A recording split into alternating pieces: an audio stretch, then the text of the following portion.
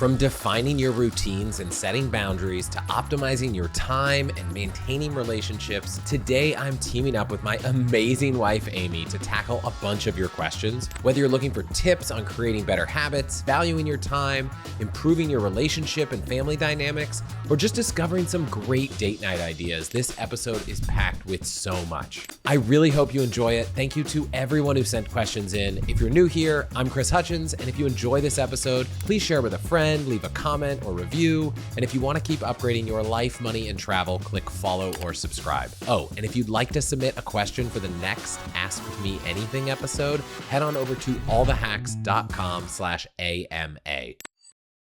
All right, Amy, welcome back to the show. Good to be back. So we got so many questions. So first off, shout out to everyone who submitted a question. This is probably going to be a bit of a regular thing. So if you go to allthehacks.com/AMA, you can submit questions for the next one. And I think we just kick it off. I'm going to start with a question from Laura. And I'm going to kick it to you first. What is the newest habit or practice that you've adopted that has had the most significant difference in your life? Something I've started doing since I turned 40 is saying yes and meaning yes, or saying no and not feeling any guilt about saying no to something I never really wanted to do in the first place. So I would say just really owning my decision and not making a decision based on the guilt that other people might put on me for either attending an event or doing something that really just didn't fit for what I need at that point. And this is going to be interesting because I have some context on almost every one of your answers. But how do you handle situations where you feel this pressure to say yes, but you really just don't want to do the thing? I definitely don't have this figured out. I would say this is newer territory for me, but I think there's definitely something very liberating upon turning 40 where I just I don't feel the same amount of social pressure anymore. And there are definitely still a lot of things, particularly around family events, that is really hard because there is this pressure around activities and events that come up often. And honestly, I might just not want to do them. And so the thing that I've found makes most sense for me is deflecting and saying no, but no and. So no, I will not be attending this thing. And I'd also then love to find separate time for the two of us to connect down the road or something like that. So it kind of softens the blow and it allows me to kind of redirect on my terms. So one of the areas this comes around, especially as we approach the holidays, is like, where do you go for the holidays? Whose families do you spend time with? And it clicked in my head, when I was a kid, it's not like I spent every single holiday with my grandparents. And so my parents made a conscious decision at some point that, yes, some years we'll go see grandma on one side, grandpa on the one side, grandma and grandpa on the other side. And then some years we'll just stay as a family and we'll do it ourselves. And I think until you have children, you don't have your own family to necessarily do holidays by yourself with. And so you're so used to going to see your parents or your siblings or your aunts or your uncles or whoever it is. And so it just reminded me, thinking back to my childhood, that it's okay to, some of these traditions are going to break once you have a family and you'll create new ones. And, you can kind of do whatever you want. And just because it's the way you've done it before doesn't mean you have to keep doing it that way. It's a really good point. I also feel like one thing we realized is a lot of other people actually feel very similarly.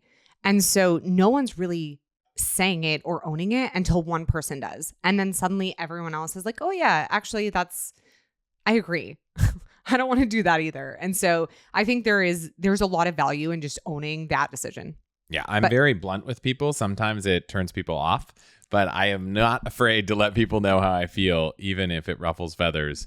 And so I think I probably need to go the other direction sometimes and be a little kinder. I remember the first time we were out and about and one of our friends asked us if we wanted to meet up the next weekend or something for brunch. And you were like, no thanks. And turned around and walked. And I was like, what? It was very eye-opening, but I have a huge appreciation and respect for the way you did it because you completely owned it. And I think there's a lot of respect in saying, no, it doesn't work for me. And that's fine. Yeah. I mean, I didn't say no, walk away and never speak to this person. I think I was like, no, next weekend, I'm really looking forward to just doing nothing. And even though I didn't have a good excuse, I just owned the fact that the thing I wanted to do was not the brunch. And I just wanted to do nothing. What is your more recent habit or practice that you've adopted? So I think I've talked about this, so I feel like this might be a cop-out, but I used to be, even with children, would wake up a few minutes before the kids woke up. And now I feel like I wake up a little bit earlier, sometimes at 4 o'clock, sometimes at 5 o'clock, sometimes at 6 o'clock. Kind of depends whether I was getting work done or binging some show the night before, or I just went to bed at 8 o'clock. But I think what's changed in the reason behind it, and not every day is perfect. I think we'll talk later about kids and parenting. But when I get up, some days it might be to exercise. Some days it might be to just like crank through an inbox and get a few things done. I feel like I can accomplish so much, mostly distraction free, from like 5 to 6:30. And then that 1 hour where the kids are awake before they're going off to school, I'm not trying to catch up on that email. I'm not trying to do that thing. And so I love the 1 to 2 hours that you get if you wake up before your children to really allow you to be more present with them before they go off to school and you go to your desk and you go to work and you're just back in that zone. I think I'd been waking up early, but I haven't been as intentional about it until recent. And I really like being intentional. And that doesn't mean every morning I have to work out, right? You literally work out every single morning. I think you had, a multi-month long streak. I'm not that reliable with working out, but that is something that's important. But the next question from Justin was actually about routines. So I'm curious, I know you start every day with a workout. What other routine things do you try to get done every day? I wouldn't say I have a super rigid routine, but there are definitely some things that I feel like I have to do every day in order to feel accomplished. So a few things. One, it's really important for me to make my bed in the morning just to feel like things are in a good place. Obviously, that's hard when you're in it, but once you're up and out, making the bed, I work out first thing in the morning. And so it's one of those things that it's much easier to do when there's no distraction of kids and people calling me and texting me and all of that. So doing it first thing in the morning, I haven't even processed that I'm working out. I get up, I get after it, and I feel so much better. You can attest to this. If I don't work out for several days in a row, I don't love myself. I just don't feel like a really nice human. This is a question for both myself, but it feels like a safer environment to ask it. When someone's partner needs that thing, whether it's a walk, a nap, a workout, a snack, what is a good way for their partner to suggest that? Because sometimes I've said, Amy, I think you should go work out right now. And it's now gotten to the point that you're like, that kind of feels like you're telling me I'm in a bad mood. Yeah. And it's usually accurate. I am in a bad mood and you tell me and I work out and I actually feel much happier and nicer. So I don't know. I guess every personality is different, but I trust you enough to tell me directly like, hey, maybe you should go work out. You'll feel better. And I now know that that's real. When I do it, I see the immediate impact of feeling better and being nicer towards you and being more present and or patient with the girls. And so for me, that's a really huge one just for my own mental sanity. Yeah. What about you? From a routine standpoint, so for a long time, I'd eliminated breakfast by just doing this Brian Johnson blueprint nutty pudding.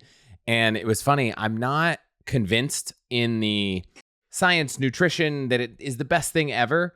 But gosh, it was so easy. I didn't think about anything. It was like I wake up, I get through my inbox, 2-4 days a week, exercise, have some nutty pudding, makes it really easy. I never have to think about breakfast. I'm very much a creature of habit in that way.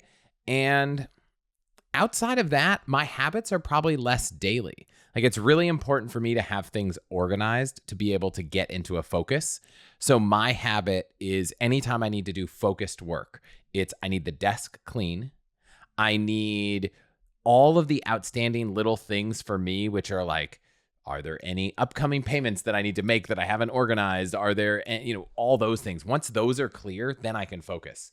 So I like my habit in the morning to be things like clean out the inbox, clean off my desk, get done any of those quick wins to make you feel like you have momentum of just things that have been hit chipping away at you, and then get into it. But I similarly, I think one of my goals, which we haven't really talked about for 2025, is to be a little bit more intentional with routine and getting, workouts in, health, nutrition, all these things. So really dialing that in. So I hope we get to have this conversation a little bit later, or I hope I can find someone that might be a good person to really talk about routine and dialing it in, that this is another topic we bring up. For sure. Okay. So another question about this relationship is, hi, Chris, love the podcast. You two have such a beautiful marriage and family. What, in your opinion, are the keys to a successful relationship? So for a little bit of context for anyone listening, Amy and I have just celebrated 20 years being together. So I can't remember if we've hit the point at which we've been together for more than half of our life, but it's plus or minus 6 months now. It's like somewhere right around now. Yeah, borderline. And so later, someone asked a question about dating where I was like, I don't have a lot of feedback there. But when it comes to relationships, I have some thoughts, but I'll let you jump off. What do you think makes this work and has made it work for so long? There are a few things that I think have worked really well for us. One of which is we laugh a lot. Thank God you're really funny. But I think we both laugh at ourselves and we laugh at each other. And you keep it really light. And so even when I'm in a mood, you can find a way to turn it around. And I really appreciate that. I think on the more serious side, the full transparency aspect has been critical for us. I think there is nothing I feel like I can't tell you in a way that you would judge me for. I think like you're always willing to hear me out. You're always willing to try to understand my perspective, even if I do something that it might be nonsensical. And so the fact that we can be our true authentic selves and feel like there's a safe space where we can be fully transparent about anything, like we don't have to hide things, has served us really well. And then I think the last piece of it is just full acceptance. And I learned this through the years because I remember when we first started dating and the first few years we were married, this still happens, but little things like you would go to the kitchen, open a cabinet door, get a dish out, and leave the cabinet door wide open. And in my mind, it just drove me absolutely insane because I'm also very organized and like everything kind of tidy and neat. And it just made zero sense to me that I would see these doors open all the time. But having come to realization that this is just the quirk you have, and I actually now really love that about you. It's like, oh, Chris has been here. So it kind of makes me smile now. But I think that the acceptance of recognizing you are who you are, and I'm not going to try to change that. It's just that's part of why I married you. And that's a reminder of like, when you're not with me, I still see you everywhere. So it's kind of nice. It's funny. One of the things you said made me think of something that I think works really well for us. And it's understanding what the other person needs and prioritizes. So for example, I love to put things off to the last minute. And you don't love when anyone, including me, puts things off to the last minute.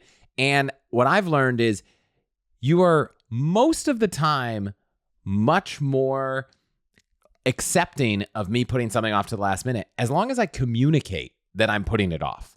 And so if I say, hey, I'm going to make dinner tonight and we're going to have dinner at 5:30 and I haven't started making dinner and communicated anything and it's 5, you're in the kitchen making dinner because you want to make sure it happens by 5:30. I'm resentfully cooking at that point. Yes. Yeah. But if I message you and say, hey, I am preparing something, it is quick, I will start it at 5, then at 4:50, you're not running to the kitchen to go cook dinner. Right. Now, my acceptance of 5:30 might be like 5:30, 5:35. If it's 5 minutes late, if you don't see me by 5:01, you're like, why aren't you here? You said 5 o'clock.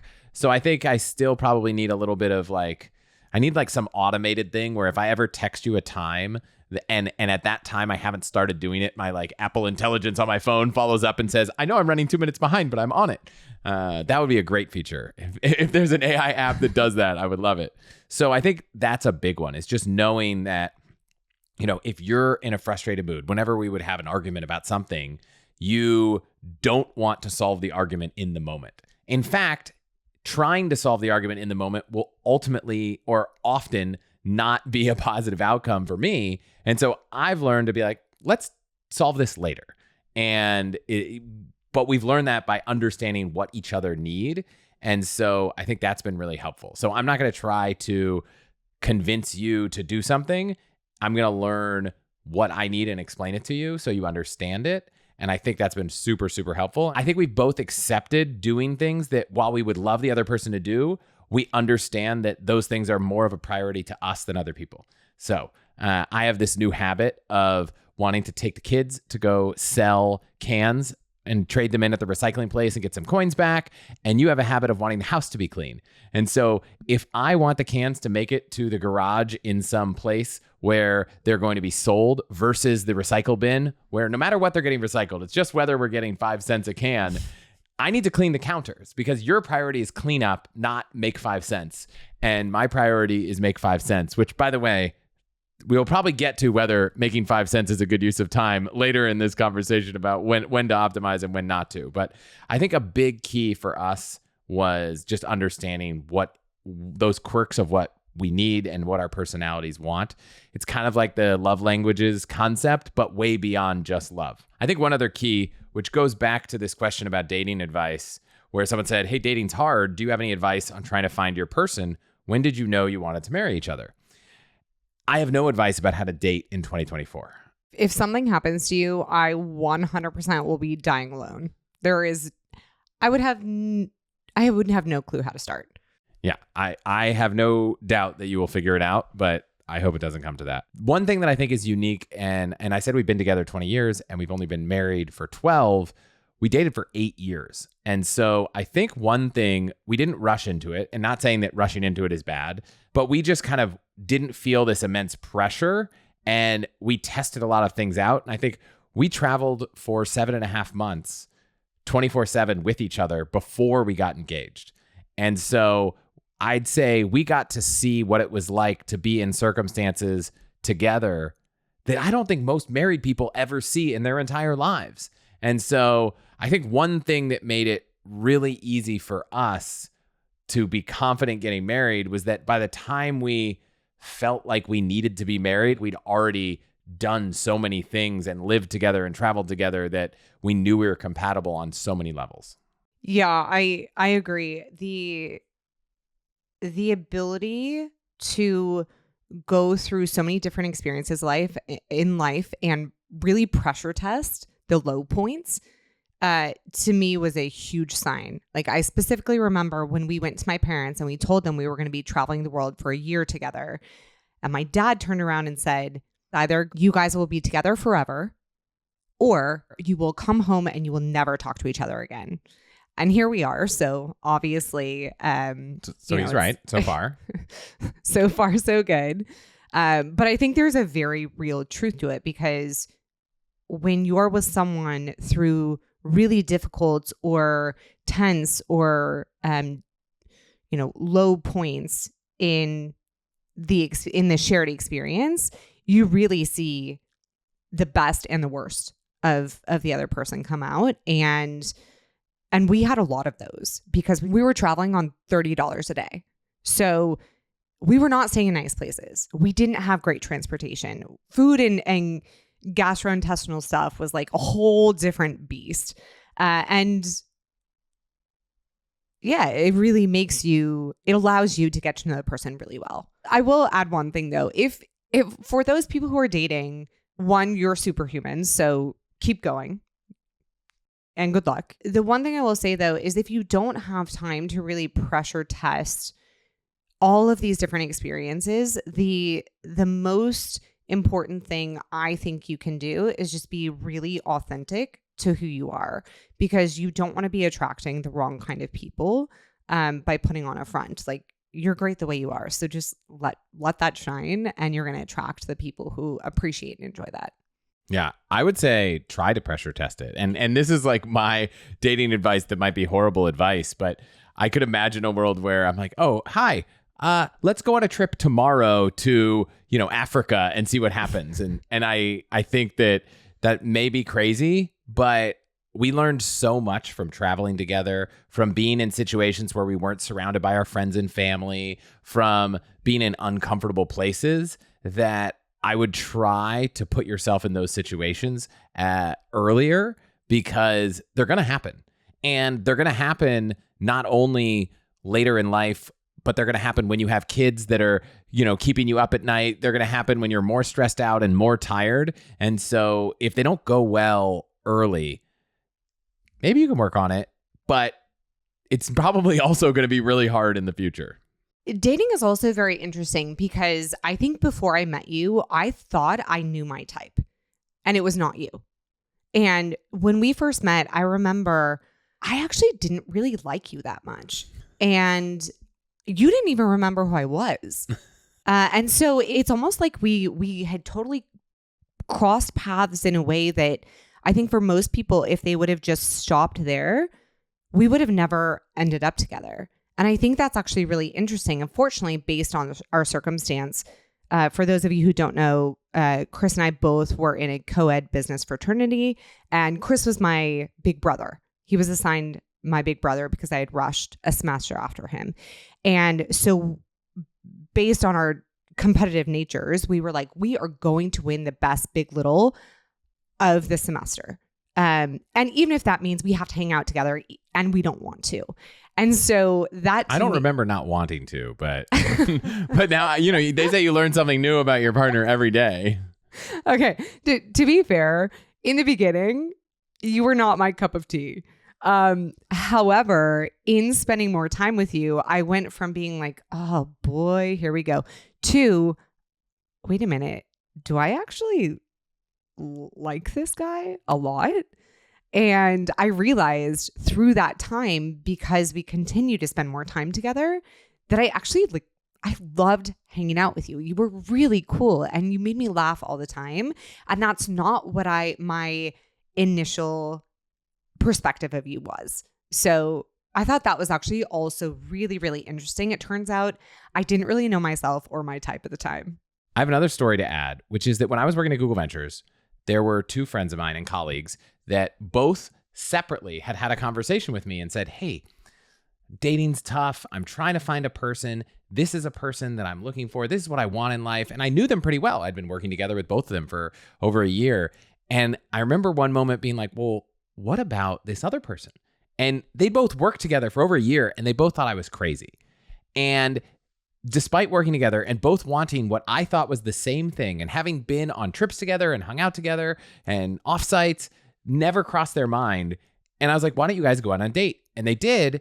And now they are married. They have 2 kids. And it was just totally wild that 2 people that worked together and knew each other and hung out socially together that wanted the same things never even realized it. And so I don't know. I don't know what the answer to that is, other than be more transparent with people about what you want, so that even if you don't realize that person might be right across the desk from you, that maybe they will and they can connect you. So we said we had no dating advice, and here we are.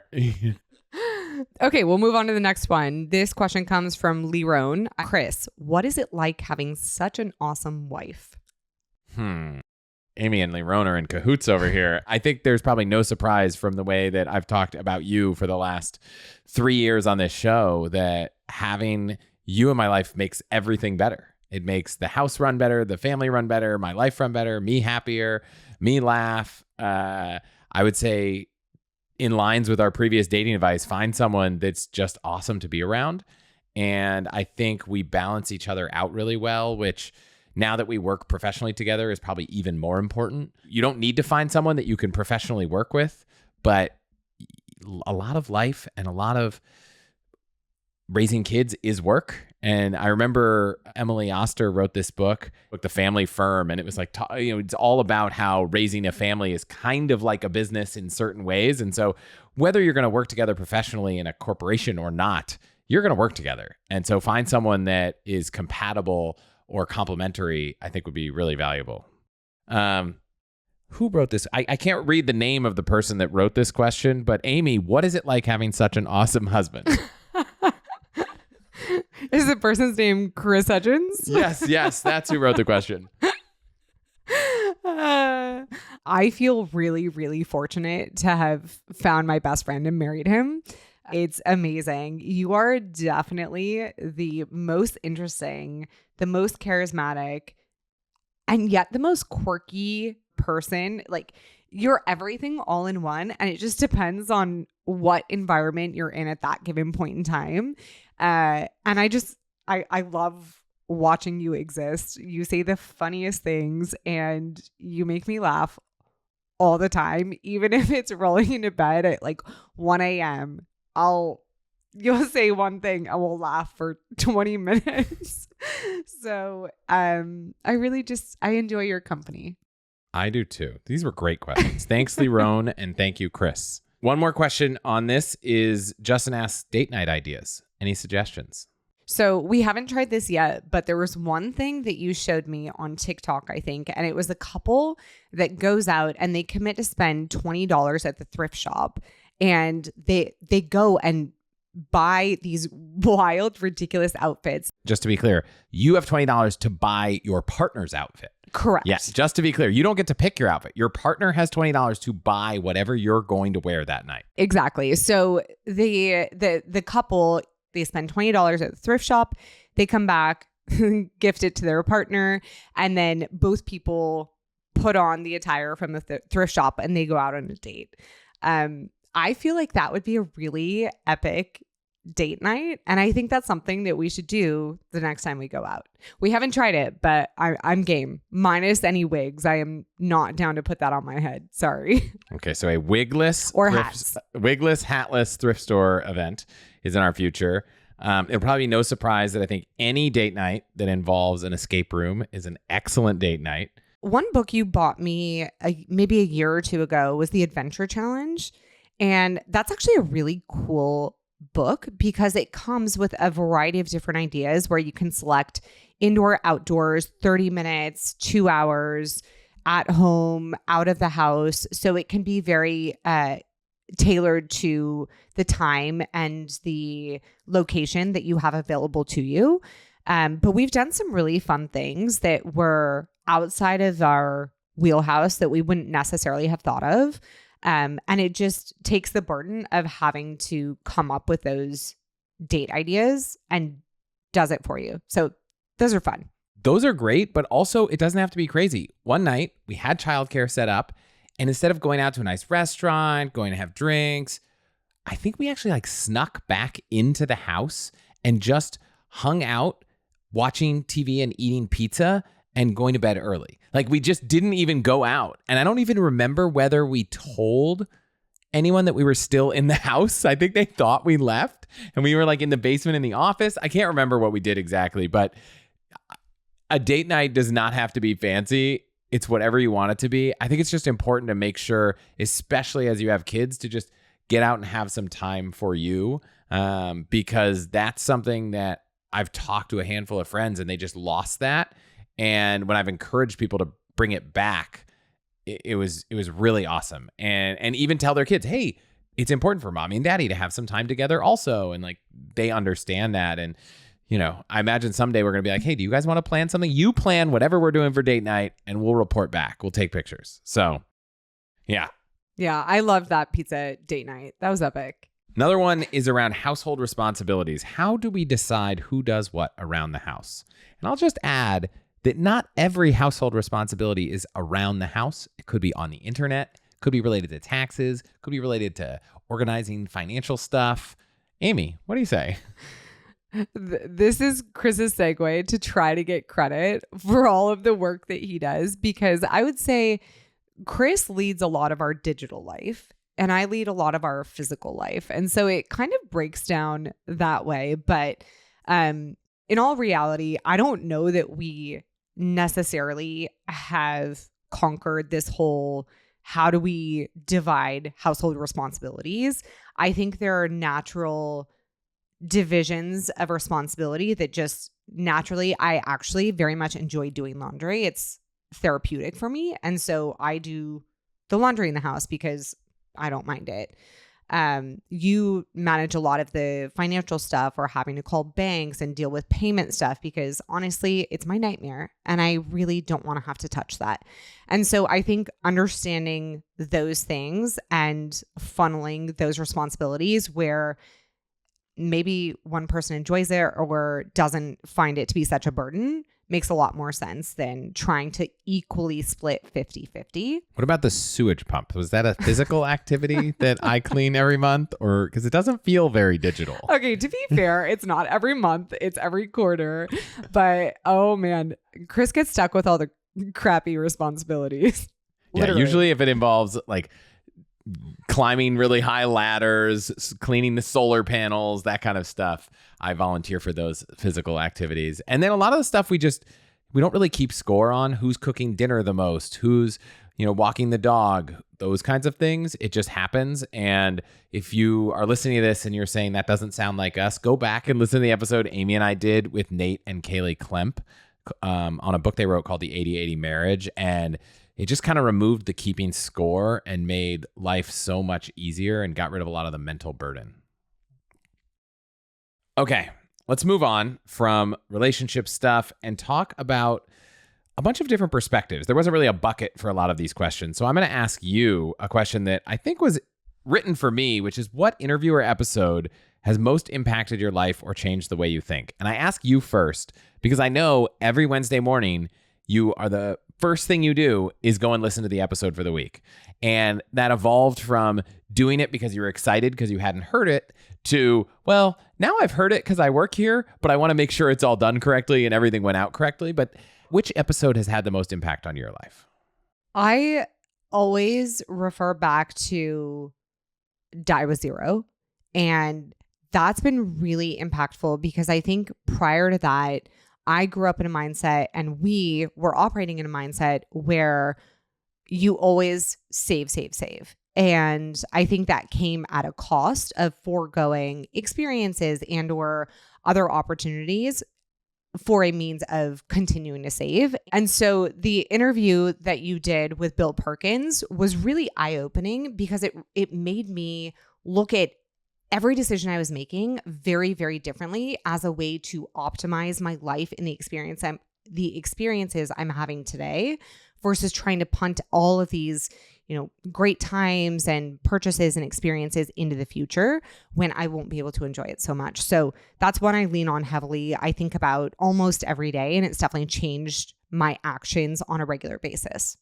What about you? So this is a tough one. I feel like it's like asking you to pick your favorite child, right? I've done 200 episodes now, which by the way, we never really celebrated because we just put out an episode as number 200. So I don't think I could pick one because as I just scrolled through the list right in front of me and I was like, oh man, I love that takeaway from talking about negotiation. That was super meaningful. If you ask which one I recommend the most, which by the way, pro hack, someone taught me that when you're trying to ask someone a question like this, what is your best, your favorite? Ask them what's not what your favorite book is, but what book have you gifted the most? Or what would you recommend the most? Because it takes a little bit of the pressure away of, hey, what's your favorite? Which is a really hard question as you're experiencing with my non-answer. So I often recommend people check out the Arthur Brooks episode I did about happiness because I think it just kind of opened my eyes to a topic I hadn't thought about a lot.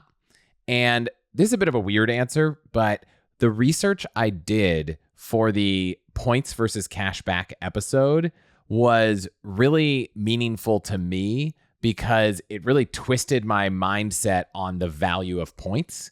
And it's just kind of changed the way I think about a lot of things. And so that episode, sometimes when I do a solo episode, it's not the end result that is so powerful. It's the fact that I did 30, 40, 50 hours of research going into it.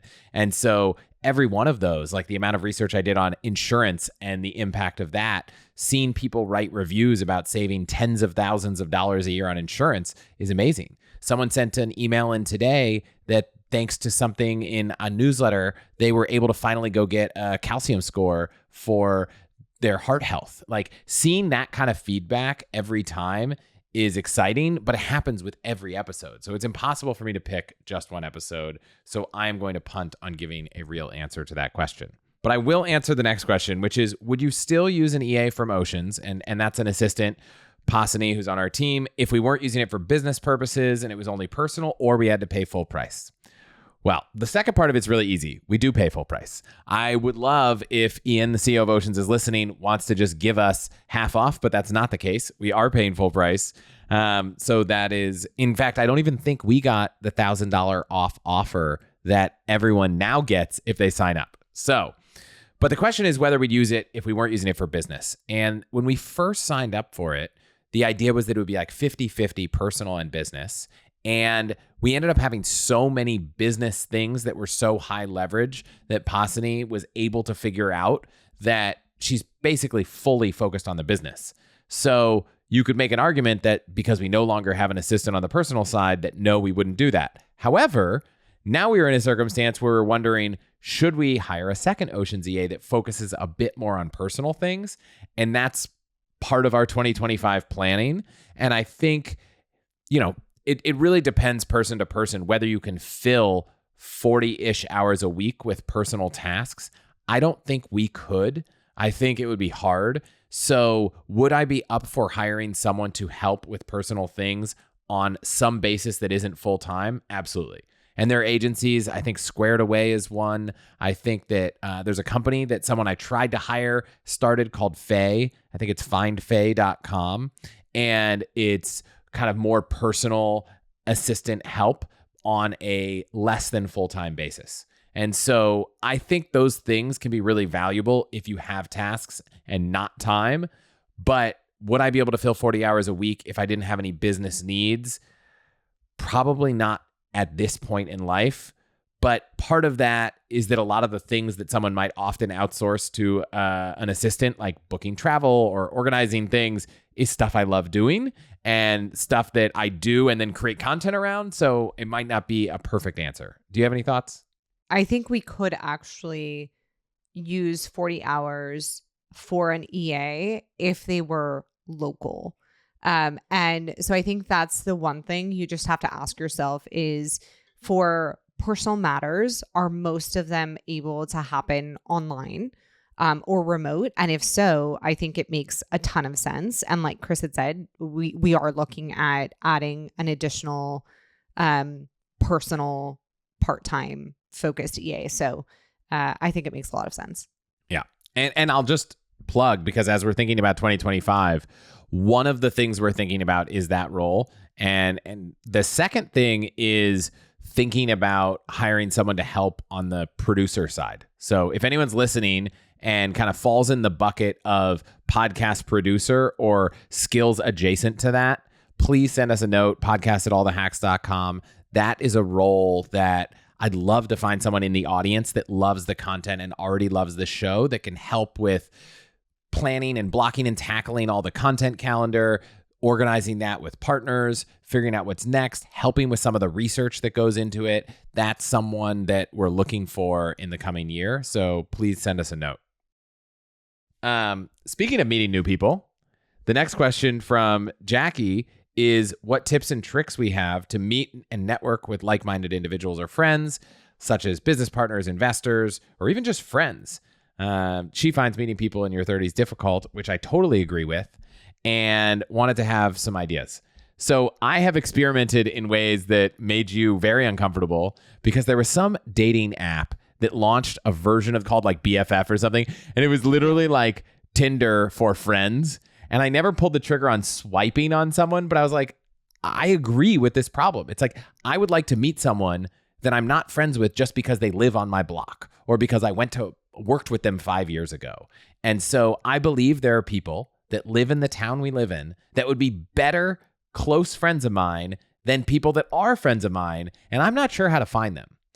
I remember when we moved into the neighborhood, I asked you if you would be cool with me writing up like a postcard about us and who we are and going around the neighborhood and putting it in people's mailboxes. And it would be like, hey, we're Chris, we're Amy. We have this daughter. We just moved to the neighborhood. We like playing board games, but we don't want to stay up till 2 a.m. We'll have some cocktails, but we don't need to get hammered. Do you want to be our friends? How did you respond? Did we do that? I just wanted to crawl into a hole and die when you told me that. I don't think we actually ever executed, at least not that I'm aware of. I think it's actually a really creative idea looking back, but I don't know. There's just something that feels very... I think you probably said desperate was one of the words that came to mind. Mm-hmm. And I agree. I think it's the bluntness of my personality, which is like, I'm not trying to be desperate. I'm just like trying to find the best friends. And it's like, I want to cast a wide net to find the most interesting people. And it probably would have been a little too far to be like, here's the screening criteria. We're going to run everyone that we meet through. We could probably just keep that to ourselves.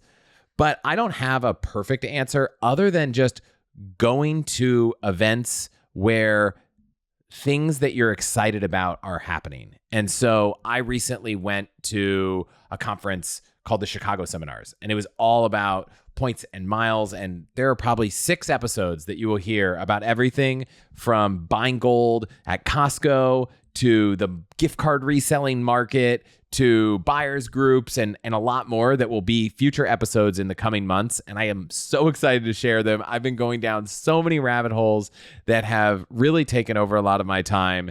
And I've met some really great friends. And so, if you're passionate about a sport, if you're passionate about a charity, if you're passionate about an organization, I wouldn't be afraid to go to those things. There are local meetups on basically every topic under the sun.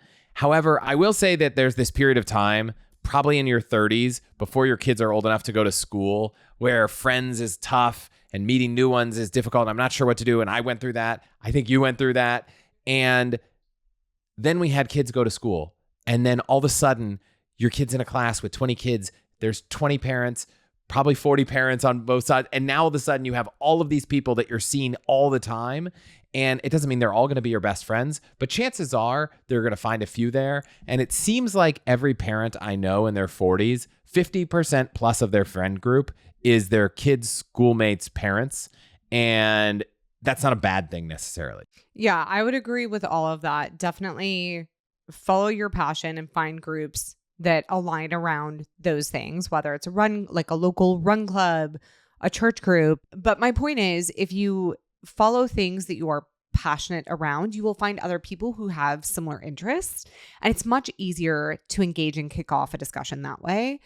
I think the other thing that I have found and heard from some of my friends who've done this is put yourself out there and go sign up for something that seems completely outside of your wheelhouse. So, for example, one of my friends went and just signed up randomly for a tap dance class. She is not a tap dancer. Like, this is not in her wheelhouse, but she met a lot of really cool new people who actually were also doing some of this for the first time. And so it creates this kind of bonding experience that could be an interesting way to kick off a friendship and put yourself out there in a way that, starts to establish some kind of rapport. Back to the point about introducing 2 friends that got together. I would say there are a lot of people out there that you might know them very, very casually, and they could be great friends, but you just haven't found a way to make it happen. I am not shy at doing this. So if we're at the park and our kids are playing and we meet another parent, I'm always the first person who's like, hey, let's exchange numbers. And, we hang out one time. Not interesting? Great. We don't hang out again. And no one's ever upset about that. So I just think we've done that a lot. And I know every time we see someone at the park, I'm like, oh, that couple looks really cool. I'm like, let's go give them our number. And Amy's like, what are you doing? But it ends up working out. Yeah. And we end up having some friends that are just people we met at a park and we exchanged contact information with. And then we had the fortunate benefit that they also had kids that were playing at the park. And so that worked out, but it expanded even beyond the school network. And that worked really well when kids were really young. I wouldn't expect it to be easy to go meet friends if you don't have kids at a playground. Actually, highly don't recommend that. But for people with really young kids before school, that's one idea. Okay. The next question is a very good question specifically for you. Justin asks, for credit card rewards, is it better to have a player 2 have cards from different issuers so that you can rack up points for more travel partners?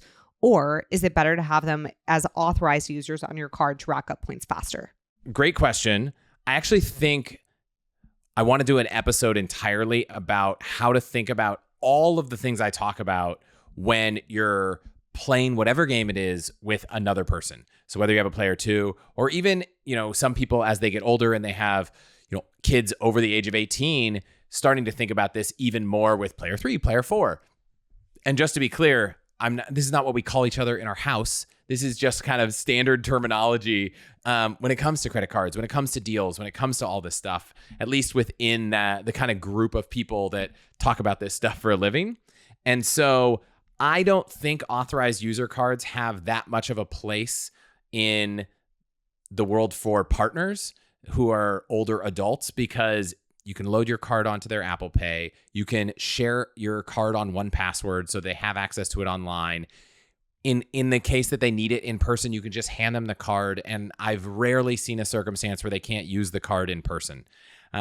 One place where I think it is interesting, and I can't remember the exact banks and issuers where it helps the most, so you're going to need to do some searching yourself, is that there are some banks and card issuers where if you make someone an authorized user, they will inherit the longevity of that card and the account associated with it. So it can be really helpful with younger kids. It can be helpful if your partner doesn't have a lot of credit to be able to make them an authorized user on an issuer where it matters. So do your homework. And that could help boost their credit score, make it easier for them to get approved for things. So I don't care about adding as an authorized user, but the question seemed to be more, do you just have one card and I'll focus on that, or do you spread things out? I love spreading things out because then you have the chance to be eligible for more bonuses. Every card that you've been able to have in the past, someone else can have. So now you get 2 opportunities. There's a really great offer. Now you can both have that. So I like that. I like spreading across different programs. I do like keeping them somewhat consistent. So you're the Hilton person. You have Hilton status. You have Hilton cards. I have Hyatt cards and Hyatt status. On airlines, it's a little bit different because it's not like when you both fly, you earn on one person's account like you do with a hotel. So it doesn't matter as much, but we also don't have a lot of airline cards. So that doesn't really matter. So I think spreading things out is great. Using the fact that you have 2 people can just unlock twice as many opportunities. And that's precisely what I think a whole episode will be about around. Do you have anything to add about how to manage this so it doesn't drive maybe your player 2 a little bit crazy when they find out that they're randomly getting credit cards in their name? You're the king of spreadsheets. And so I would recommend putting together a simple spreadsheet. And I would say give them a heads up in advance. I usually message you and say, and you usually know because I have to unlock and unfreeze our credit. So I say, hey, Amy, I'm going to unfreeze your credit. You're going to get some text messages. Can you give me those codes so I can unfreeze them? Because we're going to do this thing and this is why. And then you say, is this going to change everything I have to do? Do I have to relearn a whole system? And I say, no. It's going to be so easy. I'll just update this little doc. You are experiencing my day-to-day life firsthand right now. I actually think I might bring Kai back, who came on talking about all kinds of deals and repeating them because he's just thought a lot about this with multiple players. So stay tuned for that. Okay, next question is about valuing time and opportunity cost. This is going to be really interesting. Can you discuss how you personally view diminishing returns and opportunity cost? You spend so much time optimizing small amounts of money relative to your overall net worth. Curious to hear more on your decision-making and also things that you view not worth your time to save money. I believe that there is not only an episode, Amy and I actually talked about doing a series once a month where we just get in the habit of every month, or maybe it's every quarter, writing down all the ridiculous discussions we have about spending way too much time to save way too little money. And we have like a public therapy session where we talk about these ridiculous things, which 90% are me, but 10% are you. That's true. But 90% are you. Yes. And so I will say that I love this stuff. And so a really important thing is when I'm trying to save money, part of it is because I enjoy it. So that is an important factor because if it wasn't, I absolutely wouldn't do most of this stuff. Another piece of it, and I'm actually dealing with this right now, when I stayed at a hotel recently, they took a $50 deposit and they never refunded it.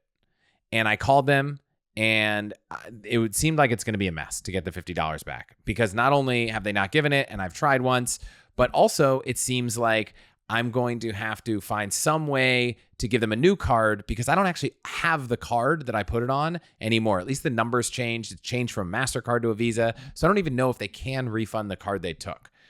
Now, how long should I spend trying to get $50 back? Probably not 2-3 hours, probably definitely 2 minutes. And how do I factor in the fact that maybe I've already spent 20 minutes trying to do this?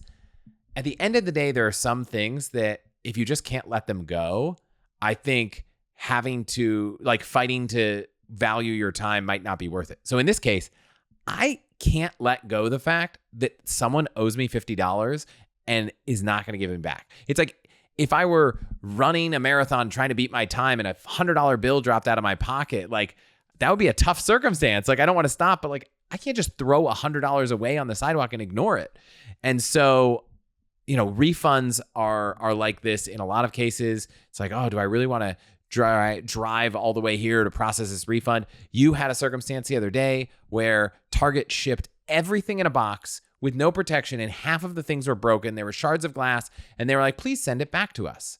And on one hand, you could have said, this isn't that expensive. I could just eat it because I don't want to like pack up a bunch of broken glass. But you chose to go on live chat and argue with someone to get a refund without sending it back. Was that worth your time?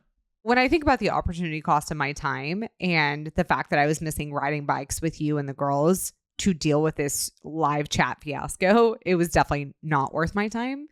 But it's hard in the moment to pick our heads up and say, whoa, what are we doing here? And oftentimes it takes either one of us calling each other out to kind of take a step back and say, this actually, we're being completely crazy. This makes no sense. Yeah, I do think that us voicing these things is great because even though we both have these tendencies, we push each other out of them. And I'm just learning to play every game in life at a more advanced level. So, there was a time where opening up a new bank account for $100 and transferring over my direct deposit might have been worth it. And now for me, that time is not now. That doesn't mean that for someone listening to this, it might be the perfect thing. If you could open up 4 bank accounts a month and split your direct deposit and make $400 every month over the course of the year, make an extra $5,000, great. Now that I think about it, it sounds like a better idea than I thought of a few minutes ago. So maybe we'll be having a few more bank accounts. But again, I think you have to think about it in the moment and ask yourself, like, play this scenario out. Does it make sense? What other things could I do with my time? Could I increase the value of my business? How much would I pay to spend more time with my kids? And I'm getting better at it. But as you can see from me just walking through that example that I thought was a bad idea, I still have this tendency to look at, everything through these rose-colored glasses of finding a deal and what it could be. So it's hard. I think I will prepare better for an episode we do on this topic and maybe find someone that can help me just through this. It's like I need a spending and thrifty coach here just to bounce ideas off of. But, I think as long as you're doing something you enjoy and feeling good about it, I don't necessarily think it's as big of a waste of time as it is if you're just doing it to save the money. And so there have been times where I don't necessarily enjoy driving somewhere in traffic. And so if we bought something from a grocery store and like the box was actually cut open, sometimes just throw it away. Although I will say the one huge advantage of buying your groceries online is that when you have issues, like a box of blueberries is moldy, you can return them online instead of having to drive back to the store. And so, groceries online might be more expensive, but depending on how often you get something you need to return, like this morning we learned that we have some E. coli carrots and possibly they are recalled, and buying those carrots online, easy refund. Would I drive all the way back to the grocery store to return carrots that were recalled? Absolutely not. It wouldn't even cross my mind. I wouldn't feel bad about it. I probably would have earlier in my life. I definitely don't now, and it doesn't bother me. So we also got a ton of really great questions about children and everything from thinking about time to tips for traveling with kids, general advice, whether we will fly business class with our kids. This came from my last AMA with Kevin. What's the plan here? How to prepare for a baby, thinking about private school. There are some really great questions. How to think about childcare and different options, stimulating kids content. TLDR, Stillwater is an awesome show on Apple TV. Amy and I both absolutely love watching it, and to our kids. It is low stimulation. Yes. So instead of getting to all those today, I'm going to just propose we dedicate an episode to tackling some of the big parenting questions. And if there are too many that fit into that one, then we'll punt it to the next time. But thank you so much for sending them. We will get to them at some point, and I'm excited for it.